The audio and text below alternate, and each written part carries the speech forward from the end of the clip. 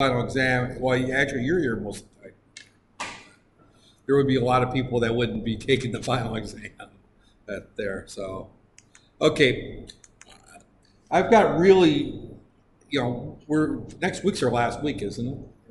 What is that right? Yeah. So, this is kind of the last major topic that I'm going to go through. The assignment that you've got now will have due this.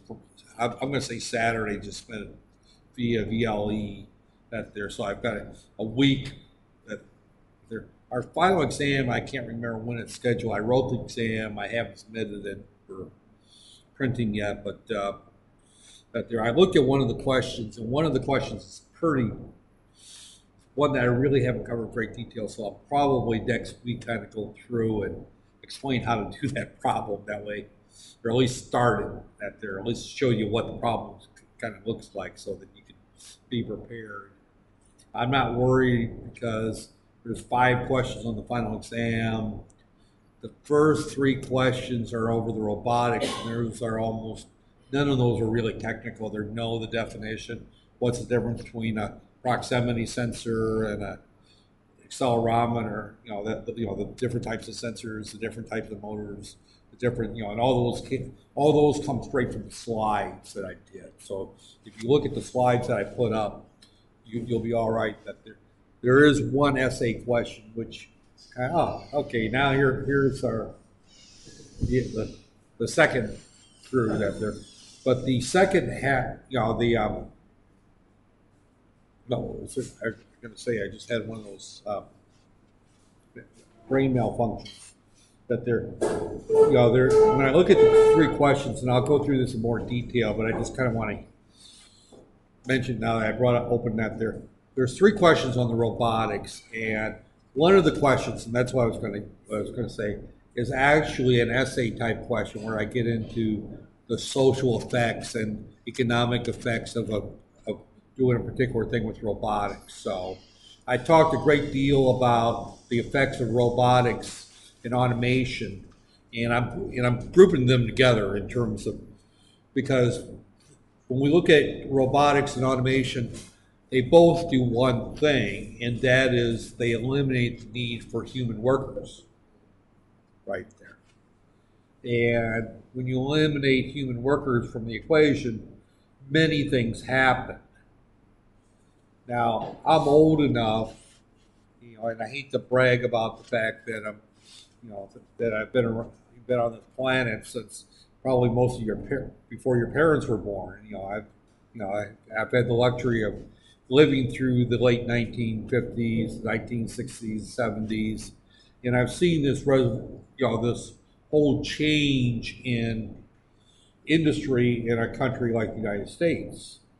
And when I was a very young child, and when I'm talking young, my active memory starts about 4 years old. I mean, that's when most people, if you go back and you start digging into your childhood and what you remember, you'd be hard stressed to find memories much older than 4, right?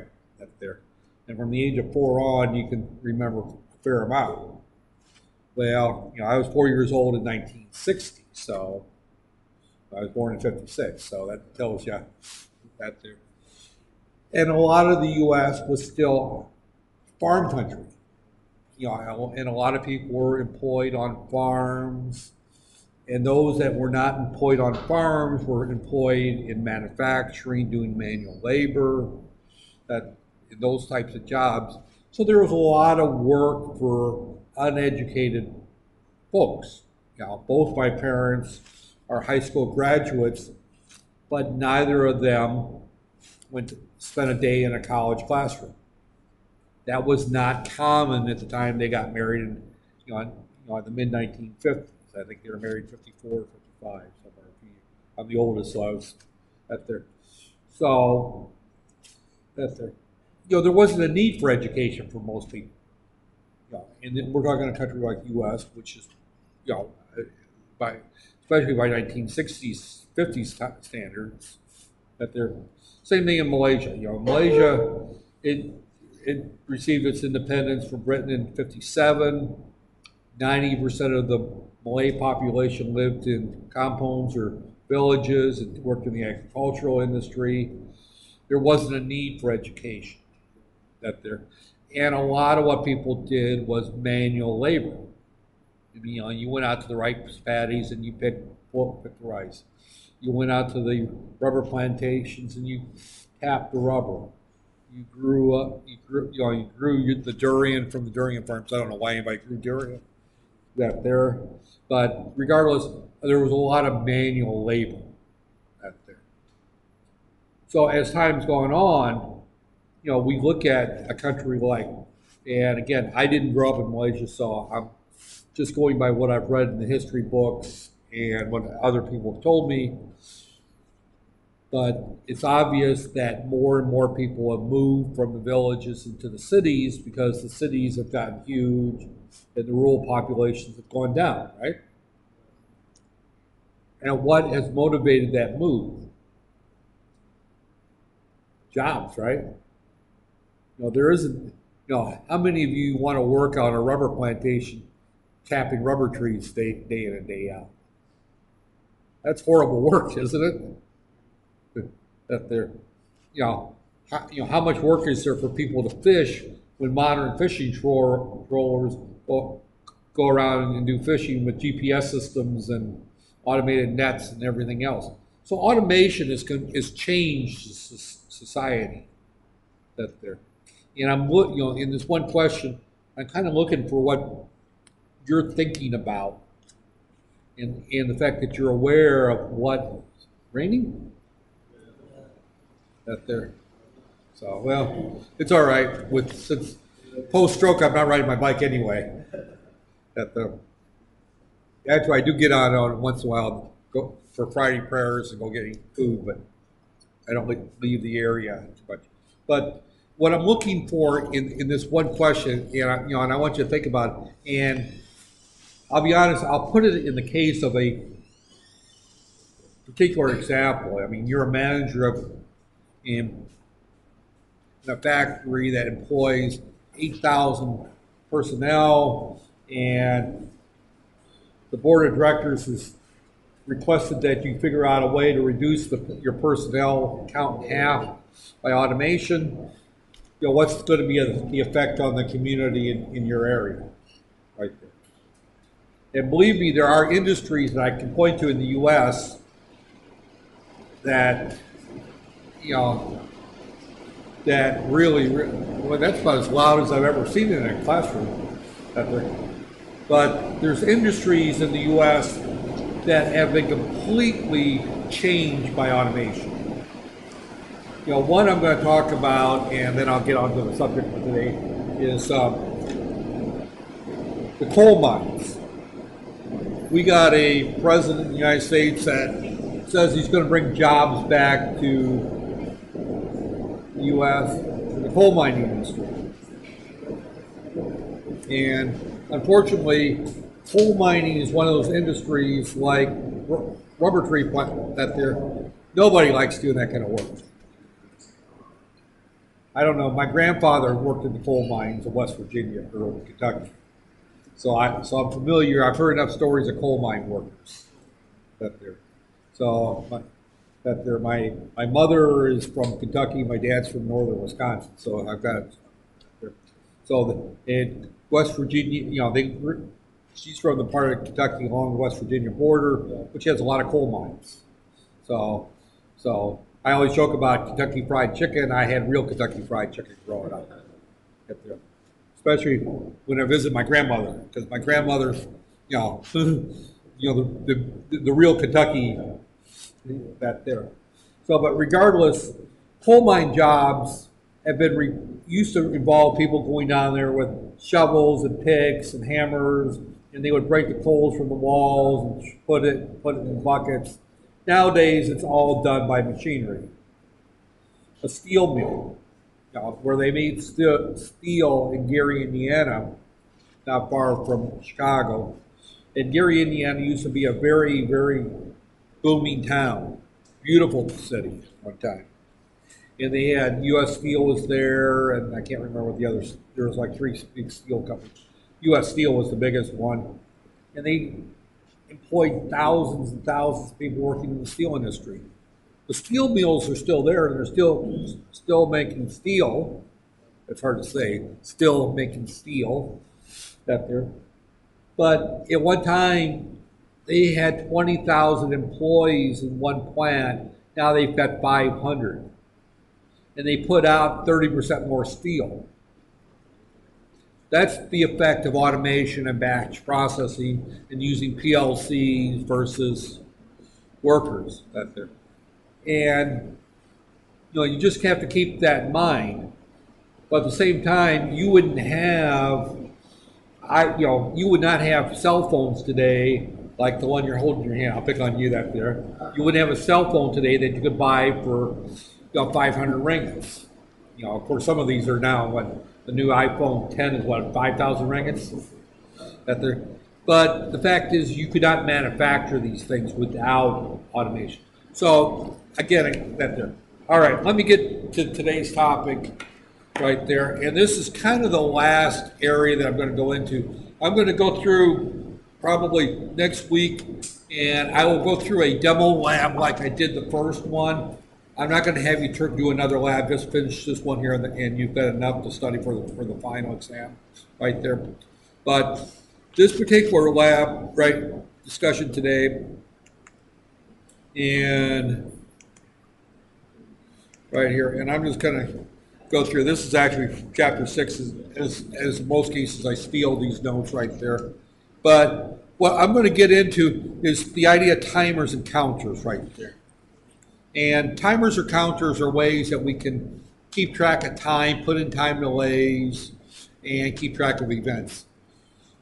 There is one question on the final exam where you have to use a timer so this is one of those lectures that is not just for the sake of that there.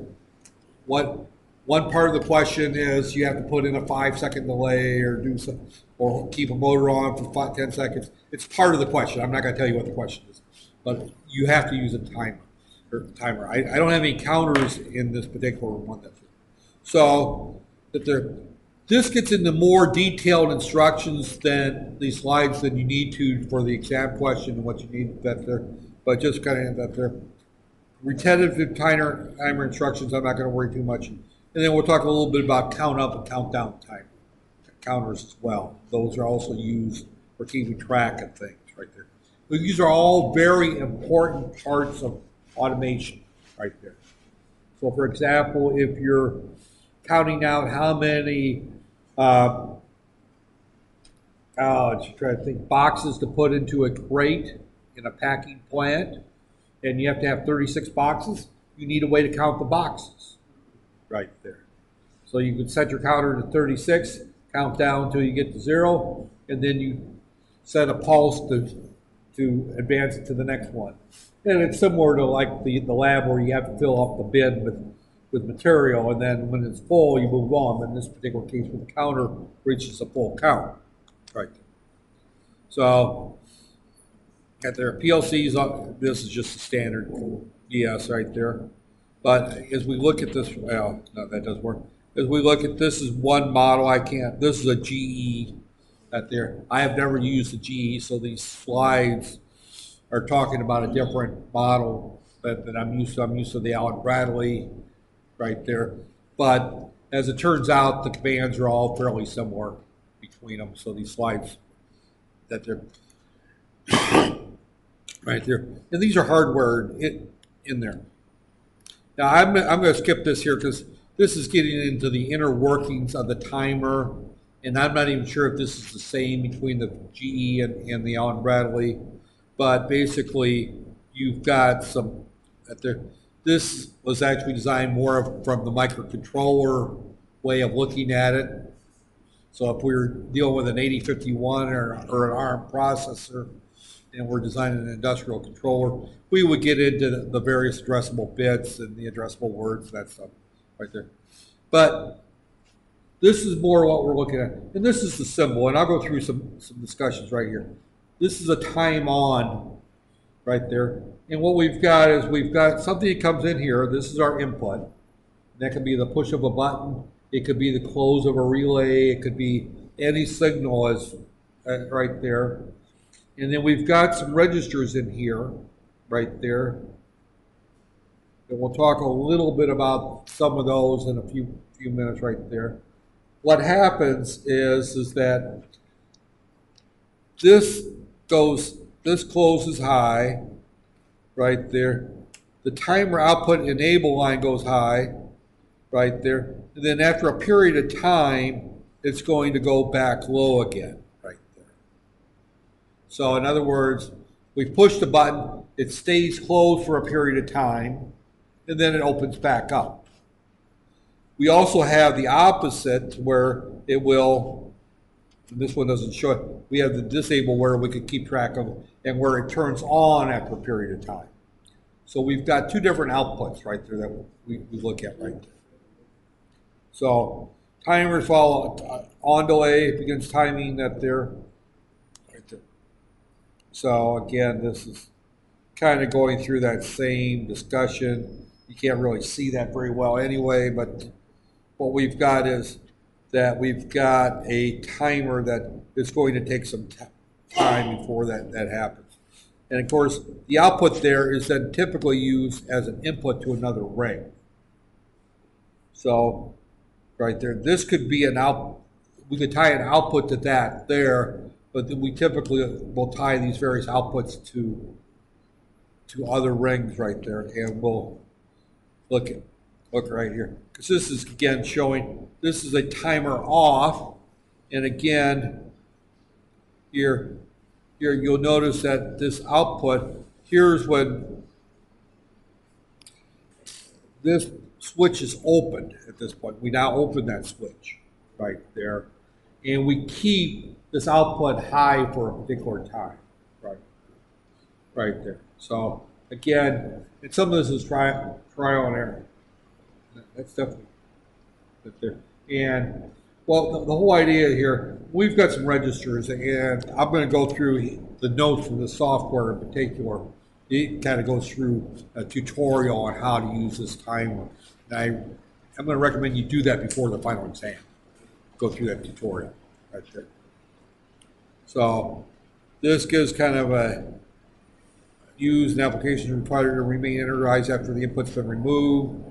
Quite often, for example, if you want to say this is using a industrial shower, somebody is working in a plant, they get some acid on them, they get something on them, and they have to get it off, right there. They walk over, they push a button, an alarm goes off saying that there's been an accident so that the supervisor can come and call medical need or whatever. And then the shower will come on or remain on for say 30, 60 seconds, long enough to wash that there. But you don't want the shower to stay on forever. So it keeps that there. I used to have and again, this is not an industrial setting, but I used to have a car in the U.S. that was more of a luxury model. It was an older car, but it was the Buick LeSabre, and it used to have a feature in it where it would turn the headlights on automatically at night, but when I shut the car off, the headlights would stay on for 2 minutes or so, long enough for me to get in the house with the lights and then shut themselves off. Those types of features up there. I've got a lot of ovens, for example. When you shut the oven off, it will keep the fans going long enough to cool the oven temperature down inside in order to keep it from overheating, get hot spots. So these are various what they call off delays.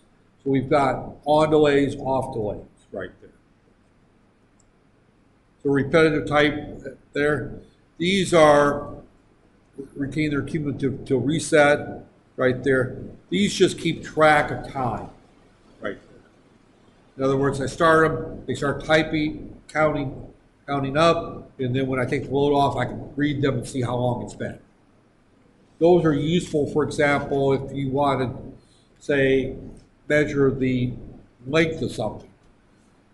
As it's going down the assembly line, you start the timer, it goes through, and when it reaches the end, it stops right there. If you want to measure the length of a particular board or a beam up there. I have not used repetitive timers for any industrial applications, but again, I haven't used a lot of PLCs for real work anyway. That's one of the holes in my experience in life is that I did enough factory work when I was a young man before I went to college. I didn't want to work in factories much after I got out of college. So before I went to college, I did, I worked in companies that made everything from loudspeakers to brake shoes to clutch facings to chains for tractors and trailers and that kind of thing. The industrial chains. So I've done a lot of industrial work before I went into college. After college, no, I don't. I've seen enough factories for let me work on the military stuff. That's paid better. That was a big thing. So free run time means right there. So I don't get much into the free running and the repetitive timers. I'm really more concerned with the time on, time off timers and the count up and count down counters right there. Those are the areas. The timer, the time on, time off, and the countdown up there. So I'm going to just jump into counters. Look very much like the timers right there. Will increase or accumulate value on each false or true transition at there until it reaches the desired count. And once it reaches the desired count, it closes until it sees the next pulse right there. So in other words, here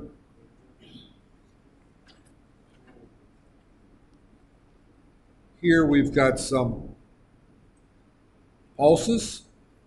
At this point, we've reached our point where we've said that we wanted to count up to, and here we have our little reset right there to tell it to start counting right there. So here's our little reset right there, and this happens to be CS, and I can't see well with that. What's it? Does that say CS4?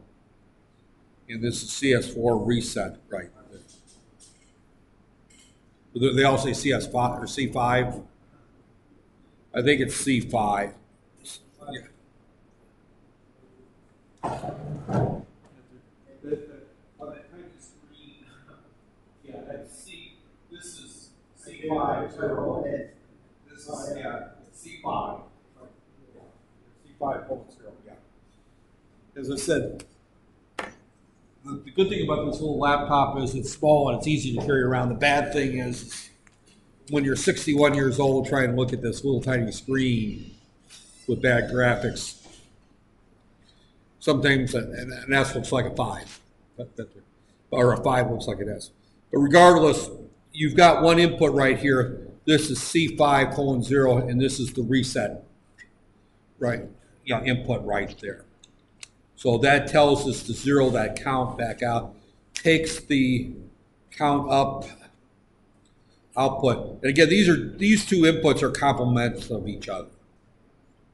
So this counts up to 1. It looks like it counts 1, 2, 3, 4, and then bing, we're done. We've got 4 boxes in our crate.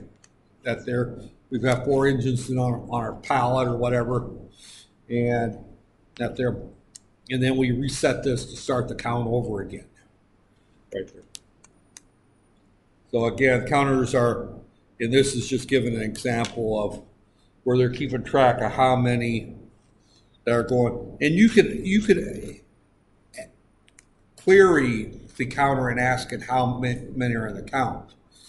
I've never done that, but this is an inventory application right there where we're counting up.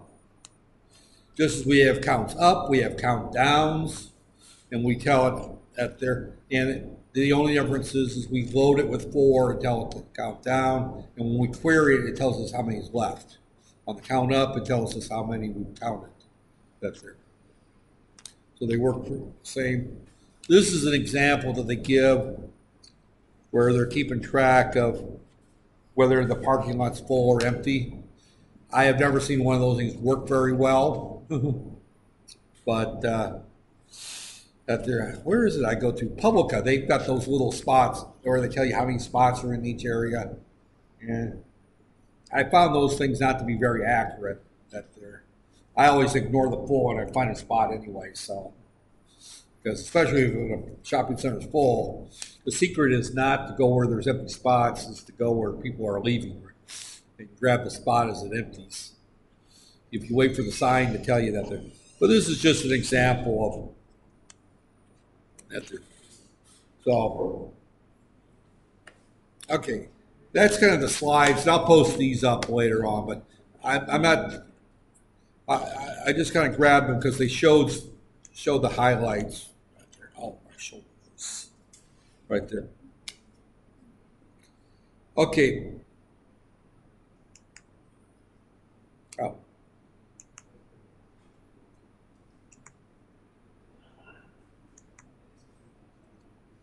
Oh.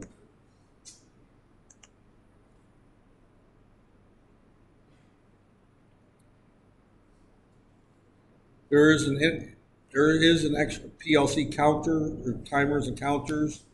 There's introductory exercise on the website there that where at there, and it kind of goes through the step by step on how to use the timers right here. Now, I'm not going to go through and read these instructions to you, but as we look at this right here, we've got, and I'm going to go through it, show it a little example. We've got a timer 1, and this is, you know, again, when we add those, so let me just jump through and add one right here.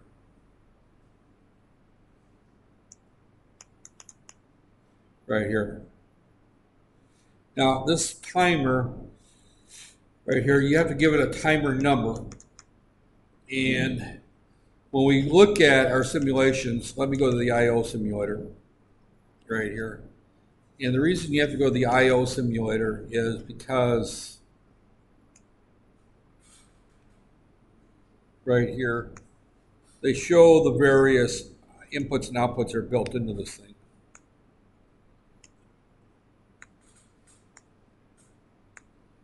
Right here.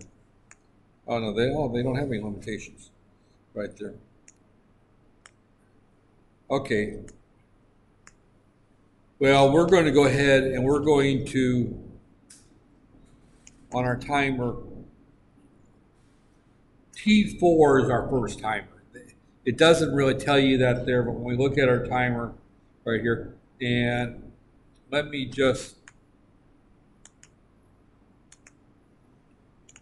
take this out and let me just kind of go through right here. When you go to the user to put in a timer, you've got your timer right here. And you've got your timer on, your timer off, your repetitive timer, your count up timer, your countdown timer, or they're not countdown, counter, down counter, up counter, and then your, I can't remember, reset. There's your resets right there. So to put a timer in, you just simply timer, all right, here's your timer right there. Now, you normally would tell it timer 4, pull right there. So there's a timer pull right there, or timer 0. So you'll see here that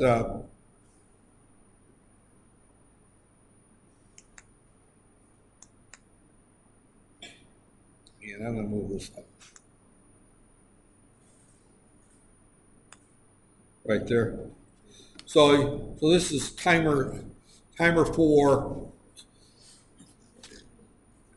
0. I mean, so timer 4 has got multiple timers in it. So timer 4 is 0, 1, 2, 3. That's the only timer you've got in the simulator right there. Your base is in tenths of a second right there. So if you want to count this thing, say for 5 seconds, right there. Hit the symbol, you don't want to hit the symbol. If for whatever reason. Okay.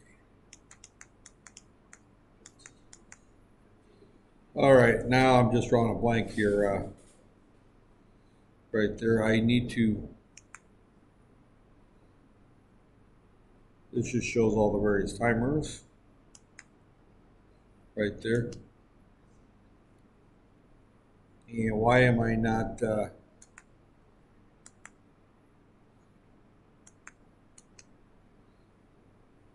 don't want to edit symbol. It doesn't let me do the symbol editing. What I want to do is I want to change, and double clicking doesn't do it. There's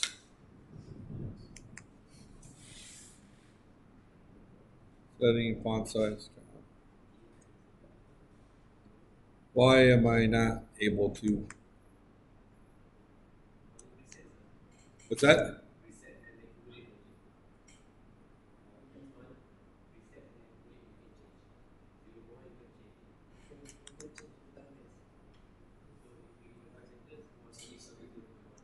I'm still not hearing you.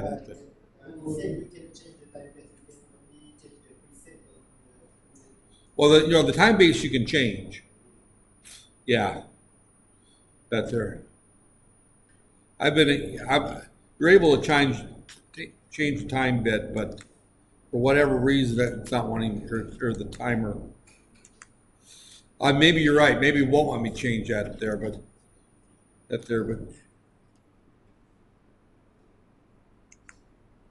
yeah, I I thought for whatever reason when I came into this class, let's go back to the tutorial and see if it gives me the hints on what I'm doing wrong here. Right there. So, right there. Confirm you enter as preset. Clear. You can now enter be careful to enter that there. So, it may be a case here. Let me.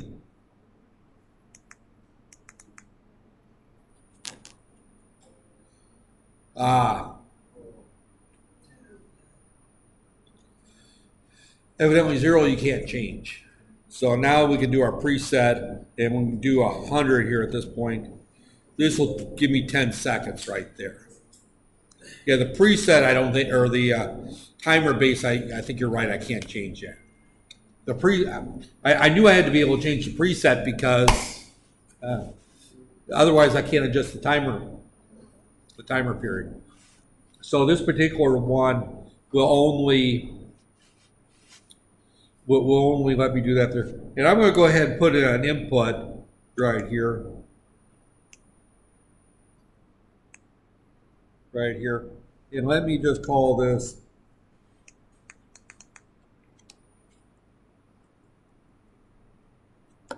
A1 colon 01 or 00 right there. And that's this button right here. So I can at this point right here, I can just close this right here, right there, and you can see that there. So I could go ahead and download this and run it. And when I close this, and why it doesn't show it's closed that there. Normally when it's running,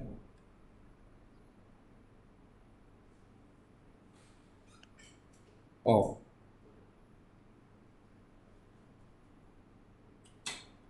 let me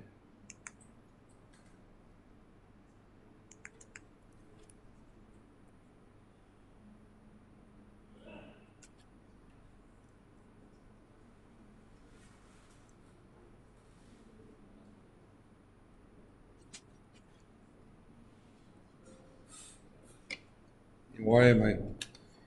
And I apologize, folks. I said before I started that today was not one of my good days, so.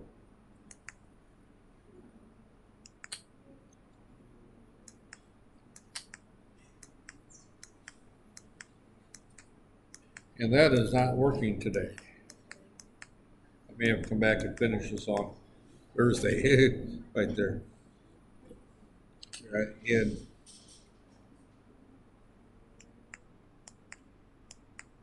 because normally, if these things are tied together to each other, when I close this, I would see this highlight here. But obviously,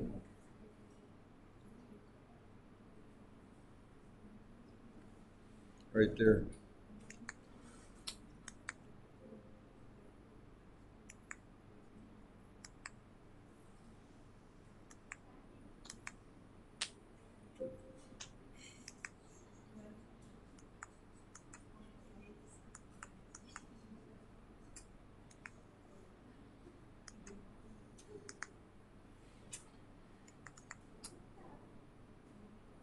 Oh,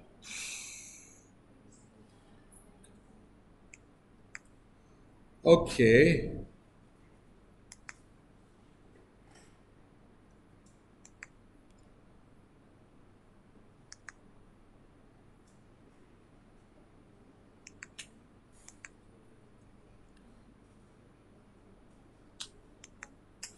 Right there.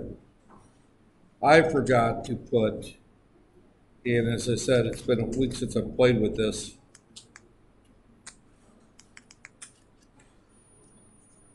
I:1/0. I forgot the /0. Right there. That's what I forgot. And it's not the, you can tell I don't do this for a living, right? Oh, wrong one.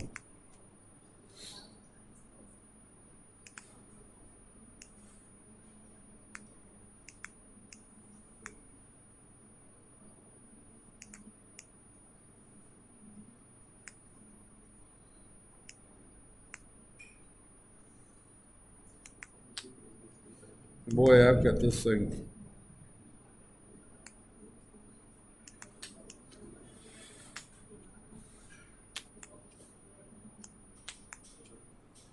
Why is this? Now I've got the thing completely messed up here. All right.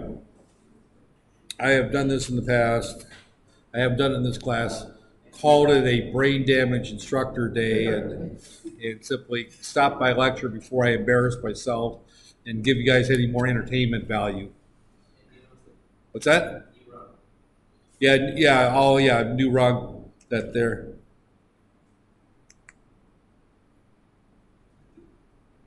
Now I lost everything. No, no, it's up here. No, it's gone. I lost everything. So I would have to put this in I:1/0. I'm just going to put an output in for right now. Right there. And I'm just going to put this as O:4/0. Just to make sure that I've got this working right.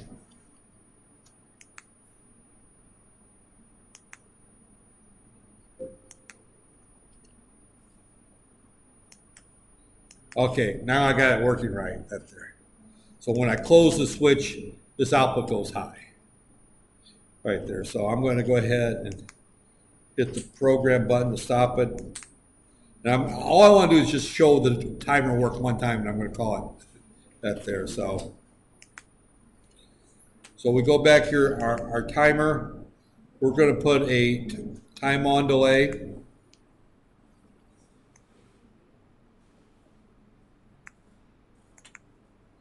Delete that.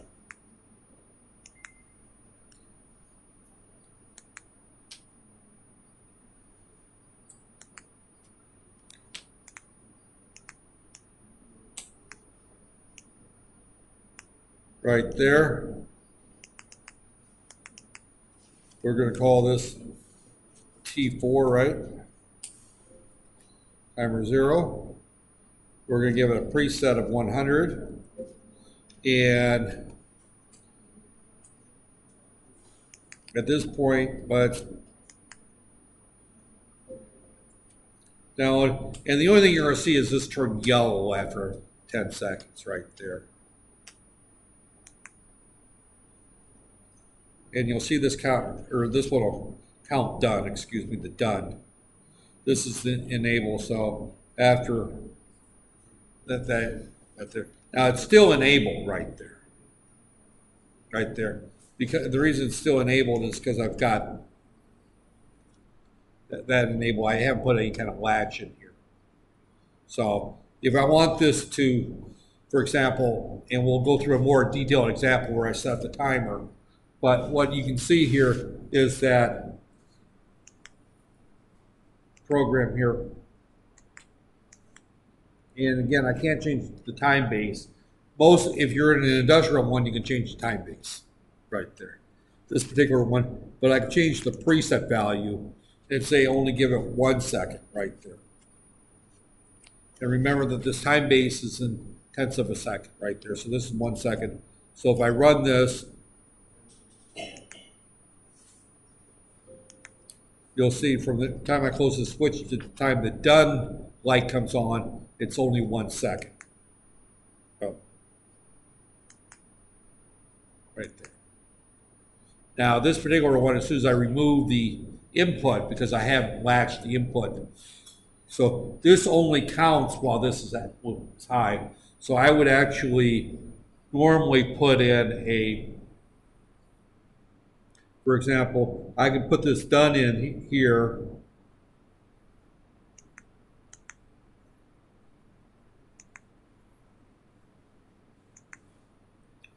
And I can add a rung here.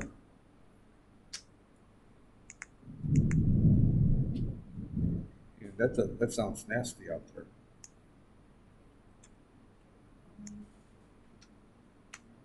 Right here. And I'm going to put this in here.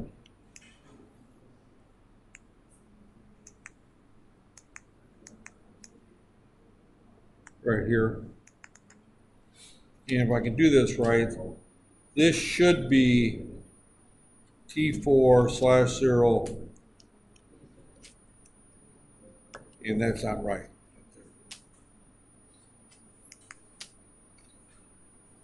Right there. And I'll have to look at that there. I didn't prep for this, and for whatever reason I'm having right there. So I'm going to kind of stop here. But we have to latch this, and that can hold it. But we'll go through a much more detailed example.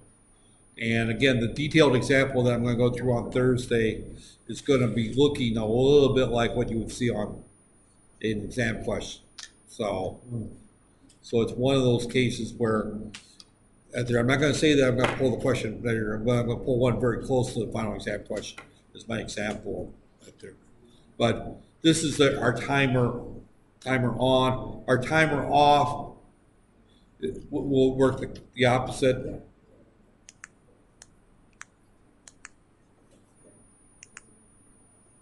Right there. So if I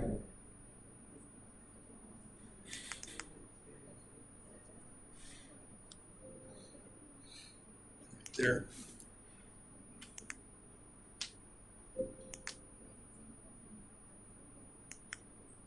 So it takes 5 seconds for that there. If I took this out, right here. Oh, I didn't want to do that. And I go back to here.